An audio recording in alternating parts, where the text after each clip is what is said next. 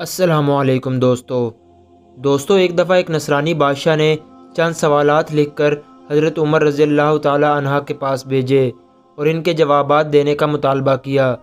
سوالات درجہ ذیل ہیں۔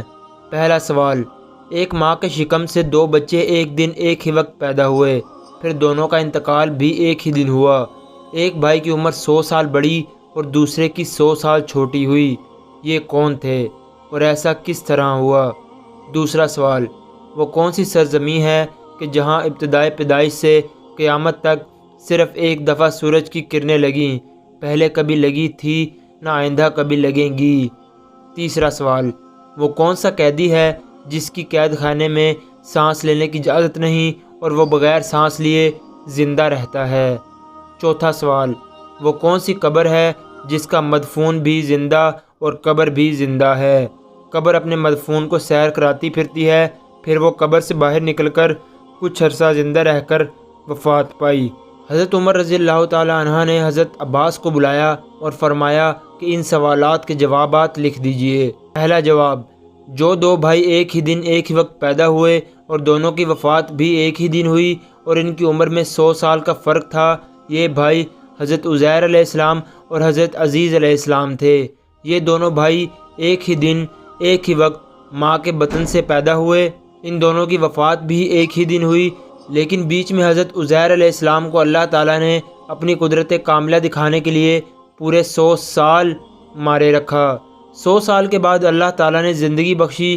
سورہ آل عمران میں یہ ذکر موجود ہے، وہ گھر گئے، پھر کچھ عرصہ مزید زندہ رہ کر رحلت فرمائی۔ دونوں بھائیوں کی وفات بھی ایک دن ہوئی، اس لیے حضرت عزیر کی عمر اپنے بھائی سے چھوٹی ہوئی، حضرت عزیز کی عمر 100 سال بڑی ہوئی۔ دوسرا جواب، وہ زمین سمندر کی کھاڑی کلزم کی تہہ ہے کہ جہاں فرعون مردود غرق ہوا تھا۔ حضرت موسیٰ کے معجزے سے دریا خشک ہوا تھا، حکم الہی سے سورج نے بہت جلد سکھایا۔ حضرت موسیٰ علیہ السلام اپنی قوم بنی اسرائیل کے ہمراہ پار چلے گئے اور جب فرعون اور اس کا لشکر داخل ہوا تو وہ غرق ہو گیا۔ اس زمین پر سورج ایک دفعہ لگا، پھر قیامت تک بھی نہیں لگے گا۔ تیسرا جواب، جس قیدی کو قید خانے میں سانس لینے کی اجازت نہیں اور وہ بغیر سانس لیے زندہ رہتا ہے، وہ بچہ ہے جو اپنی ماں کے شکم میں قید ہے۔ خداوند تعالیٰ نے اس کے سانس لینے کا ذکر نہیں کیا اور نہ وہ سانس لیتا ہے۔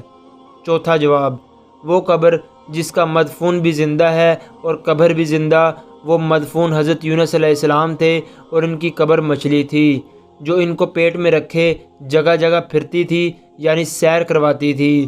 حضرت یونس علیہ السلام اللہ تعالیٰ کے حکم سے مچھلی کے پیٹ سے باہر آ کر عرصے تک حیات رہے، پھر وفات پائی۔